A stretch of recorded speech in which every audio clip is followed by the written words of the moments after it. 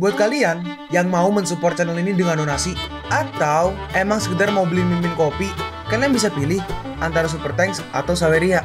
Gue sih nggak masalah kalian pilih yang mana. Cuma kalau bisa lewat Saweria aja. Soalnya kalau YouTube potongannya gede 30%. Kalau Saweria cuma 5%. Untuk link Saweria kalian bisa klik aja di atas kanan nih, atau bisa cek di kolom deskripsi.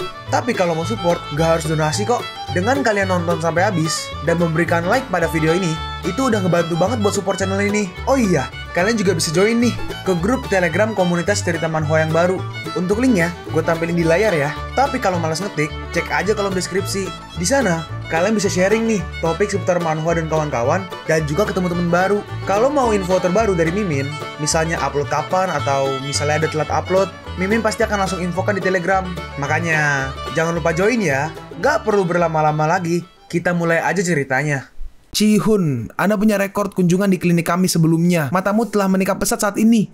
Berada di -3 diopters. Berada di -3 diopters. Berarti tadi dicek -4. Di sini dicek -3, malah lebih turun lagi.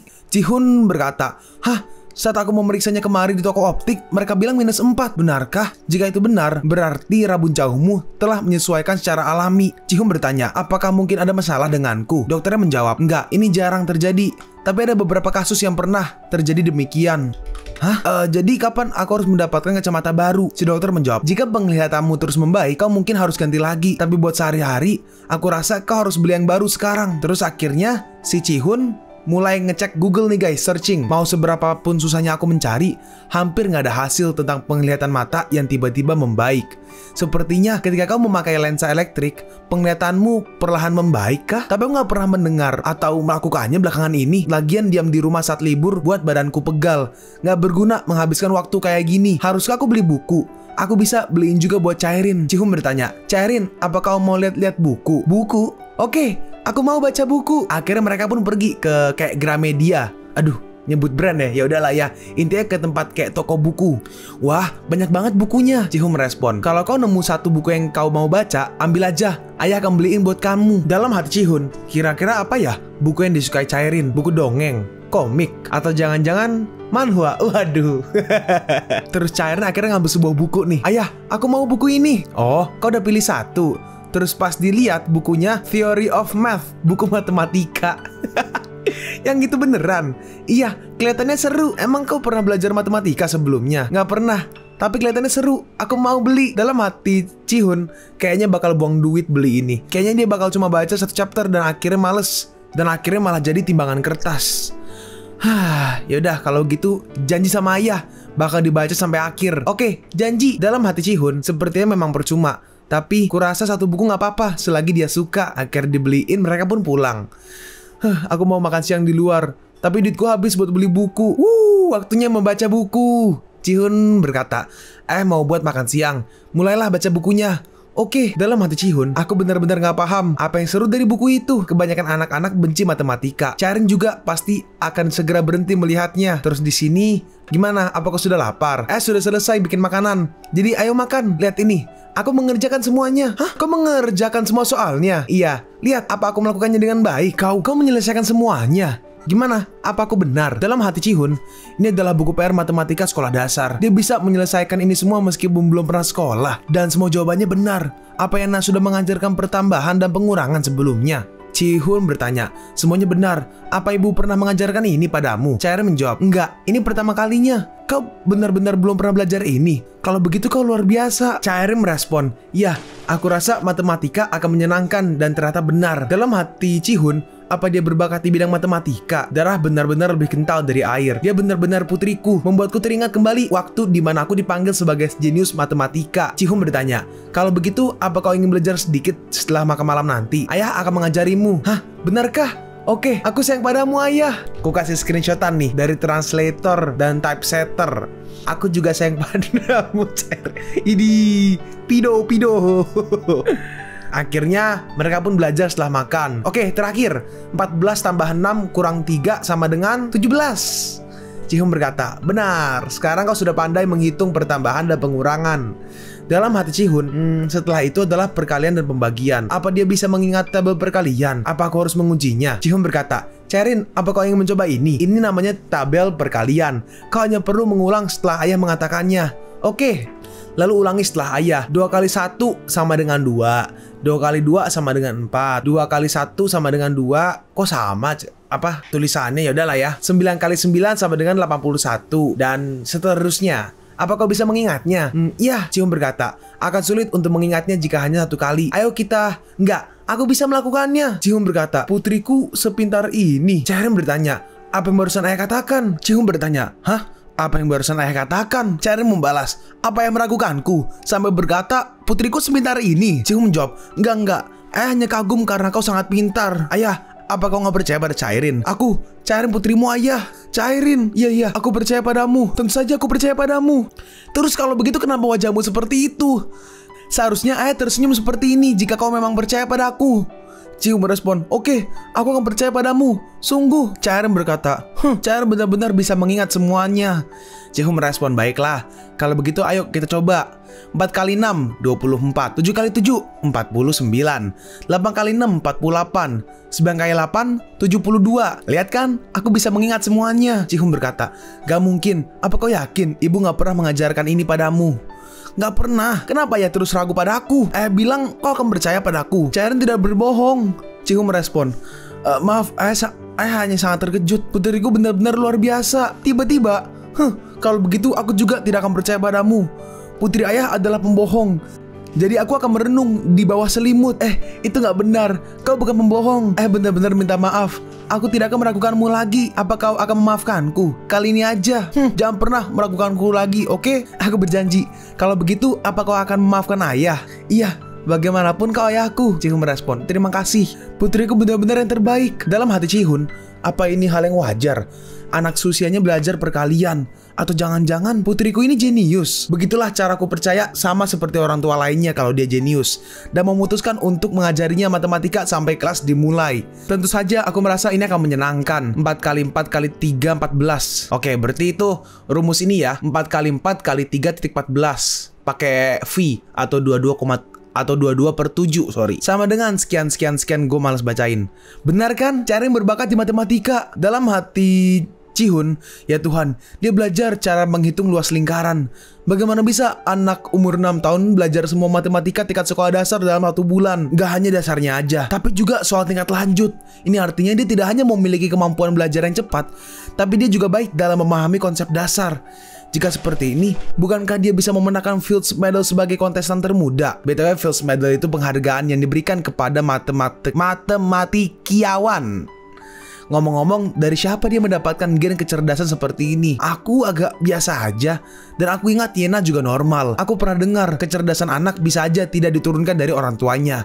Tapi aku rasa itu benar. Setelah tahu Cairin itu luar biasa, aku mulai mengkhawatirkan satu hal lagi. Bagaimana cara aku mengajarinya? Sekarang aku sedikit bingung setelah tahu dia itu pintar. Jika Yena ada di sini, mungkin kita bisa memikirkannya bersama. Yena masih nggak bisa dihubungi, bahkan sejak dia mengirimkan uang. Dia bahkan nggak menjawab teleponku. Jadi apa yang harus kulakukan? Ini sesuatu yang akan sangat mempengaruhi masa depannya. Aku nggak bisa menentukan ini sendirian. Sebentar lagi tahun baru. Jadi aku akan mendiskusikan hal ini dengan orang tuaku. Dan sekarang pun kita langsung lompat ke tahun baru. Dimana di sini ke rumah ibu dan ayah dari Cihun ya. Si ibu berkata, "Cucuku, selamat datang." Cairin merespon, "Kakek, nenek, aku merindukanmu." Saya bertanya, "Akhirnya kau sampai juga, apakah jalanan lancar?" Cihun menjawab, "Suwon cukup dekat, aku hanya berharap jalanan dari sini tidak macet." Benar, perjalanan kita cukup jauh, jadi segera siap-siap dan berangkat. Si nenek berkata, Cairin sangat pandai memakai sabuk pengamannya sendiri. Cairin merespon, "Ibu yang mengajarkanku bagaimana menggunakannya saat di mobil." Oh iya, aku belajar matematika dengan ayah. Ibunya bertanya, "Ya ampun, benarkah?" "Iya, dia sangat pintar. Dia belajar semua matematika sekolah dasar dalam 3 minggu. Hah? Ayahnya mendengar itu kaget. "Itu gak mungkin. Benarkah?" Cairin menjawab, "Itu benar. Bahkan kakek aja gak percaya padaku." Cihun berkata, "Ayah, untuk apa aku berbohong?" Cucuku benar-benar sepintar itu. Nah ayah, itulah yang aku khawatirkan sekarang. Ayahnya bertanya, apa yang perlu dikhawatirkan? Itu lebih baik daripada bodoh. Demi masa depannya, aku harus menyekolahkannya di sekolah untuk yang anak berbakat. Tapi itu gak mudah. Apa ayah ada saran? Aku juga gak tahu. Aku gak punya pengalaman mendidik anak jenius. Dalam hati Cihun, aku tidak bisa menyangkal itu. Si ibu berkata, ya kau gak buru-buru kan? Jadi pikirkan aja pelan-pelan. Oke. Dalam hati Cihun, itu masalahnya. Aku gak bisa memikirkan satu orang pun yang bisa aku ajak diskusi. Akan lebih baik jika aku bisa berbicara dengan Yena. Dan mereka pun sampai di titik mungkin acara tahun baruan kan, mungkin kumpul keluarga ya. Sampai di sana, kau putrinya Cihun yang sering aku dengar itu. Kau tidak sangat pintar. Hei, dia seperti boneka. Halo, aku Cairin. Hei Cihun, apa kau yakin dia putrimu? Gen dia sangat berbeda denganmu. Cihun menjawab, hei, apa itu hal pertama yang ingin kau katakan padaku, sepupumu, ha? Dia benar-benar putriku. Terus ini ada lagi nih, mungkin sepupunya lagi ya. Apa kau masih nggak bisa menghubungi ibunya? Apa kau pernah berpikir untuk menghubungi agen detektif? Cihyuk, apa maksudmu agen detektif? Bodoh sekali. Mungkin aja sesuatu terjadi pada ibunya dan dia butuh bantuan. Aku akan memikirkannya. Cihyuk melanjutkan. Segera lakukan. Kau tidak akan bisa melakukan apapun jika sudah terlambat. Aku akan mengurusnya sendiri. Gak usah khawatir. Dalam hati Cihun, apa aku benar-benar bodoh seperti yang dia katakan? Akhirnya Cihun pun keluar. Setelah memikirkannya, aku rasa dia benar. Aku tidak pernah berbicara dengan Cairin tentang ibunya. Tiba-tiba Cairin keluar. Ayah, apa sedang kau lakukan? Cihun bertanya, Cairin, di sini dingin. Kenapa kau ada di sini? Cairin menjawab, untuk menghangatkan ayah. Cairin gak kedinginan. Kau sangat peduli ya denganku. Dalam hati Cihun, dia anak yang sangat pengertian. Bagaimana jika selama ini dia tidak mengatakannya karena aku? Cihun bertanya, Cairin, apa kau merindukan ibu? Ibu, sejujurnya aku merindukan ibu. Dalam hati Cihun, dia masih tetap tidak mengatakannya. Bagaimanapun aku harus mencarinya setelah aku kembali. Terus tiba-tiba ada nelfon nih. Siapa? Seharusnya gak ada orang yang akan menghubungiku selama liburan. Tapi pas dilihat ternyata Pak Yena. Yena, apa ini kau? Tentu saja ini aku. Kalau nggak siapa lagi?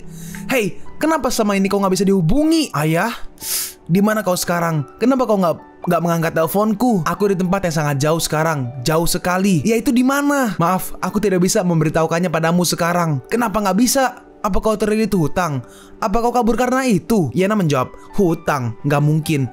Jika memang iya, bagaimana bisa aku mengirimkan uang untuk biaya hidup Cairin? Apa kau tidak merindukan Cairin? Tentu saja aku merindukannya. Aku juga merindukanmu. Aku sangat menyayangi kalian berdua. Dalam hati Cihun, setelah mendengar itu, satu pertanyaan yang aku dapatkan setelah bertemu Cairin sudah terjawab. Alasan kenapa aku langsung menganggap Cairin sebagai putriku ketika dia tiba-tiba muncul adalah karena perasaanku pada Yena yang masih ada.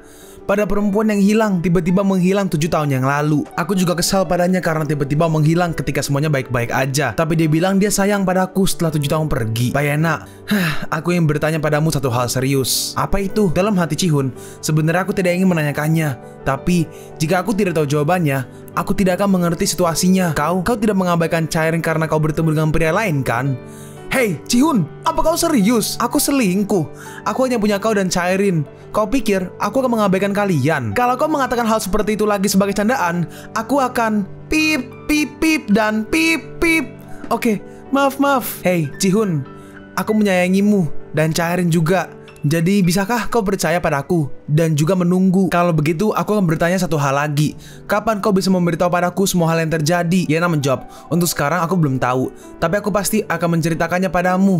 Jadi percaya padaku dan tunggu aku. Bisakah kau berjanji padaku? Iya, aku janji. Oh iya, dan Cairin sangat pintar. Aku tidak berpikir itu hanya karena dia anak kita. Aku rasa dia benar-benar seorang jenius. Haruskah aku menyekolahkannya di sekolah untuk anak berbakat? Jika cara menginginkannya, lakukan aja sesuai yang dia mau. Tapi jika dia tidak menginginkannya, maka tidak akan pernah berhasil. Aku tebak kau tidak mengetahuinya karena kau belum tinggal lama bersamanya. Tapi dia sangat keras kepala. Hah? Aku nggak tahu bagaimana caranya menjadi keras kepala. Dalam hati Cihun, terus siapa di sini yang berkata jujur? Oh ya, ngomong-ngomong, aku ingin melakukan semua hal yang aku bisa lakukan untuknya juga.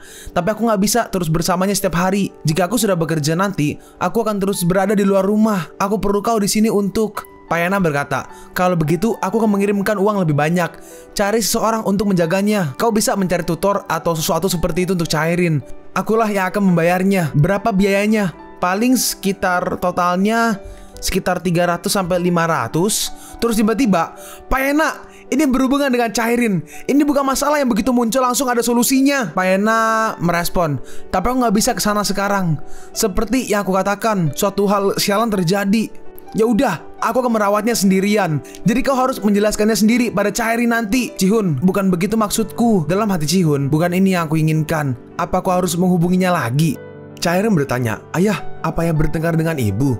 Ah, enggak. Apa kau takut karena aku membentak? Maafkan aku. Chairin merespon, nggak boleh bertengkar dengan ibu, oke? Dalam hati Ji-hun, aku menunjukkan sisi burukku padanya. Aku nggak boleh berdebat di depannya lagi. Ji-hun berkata, apa kau tidak kedinginan? Masuklah dulu, aku akan menyusulmu sebentar lagi. Oke ayah. Dan akhirnya Chairin pun masuk. Aku harus minta maaf kepada Yena. Tapi pas ditelepon, nomor yang ada 7 tidak dapat dihubungi. Cobalah beberapa saat lagi. Hah, gak mungkin kan dia langsung memblokir nomorku. Coba telepon lagi, nomor yang ada 7. Ah, dicoba terus, tetepnya nomor yang ada 7. Aku benar-benar diblokir. Aduh, untuk berpikir kalau tadi itu telepon terakhir. Jika aku tahu, aku akan bilang aku menyayangimu juga. Terus tiba-tiba ada chat nih. Aku sudah memikirkannya. Maafkan aku karena aku menganggap remeh masalah yang ada. Tapi aku sudah memikirkan solusinya sebelum bicara. Aku ingin menghubungimu dan bicara dengan Chairin juga. Tapi untuk sekarang sulit bagiku untuk telepon. Jadi hubungi aku dengan pesan. Aku akan membalasnya meskipun telat. Ji-hun bertanya, benarkah? Yena menjawab, tentu saja. Percaya padaku. Ngomong-ngomong, aku akan kirim uangnya. Kalau kau tidak ingin mencari tutor, gunakan uang itu untuk membelikannya beberapa buku. Hah? Apa dia benar-benar menyuruhku mencari tutor untuk Chairin? Biayanya bisa mencapai ratusan won per bulan. Dari mana dia mendapatkan uang sebanyak itu? Jika aku nggak salah ingat, keluarga Yena adalah keluarga kelas menengah biasa. Apa dia melakukan pekerjaan ilegal untuk menyimpan?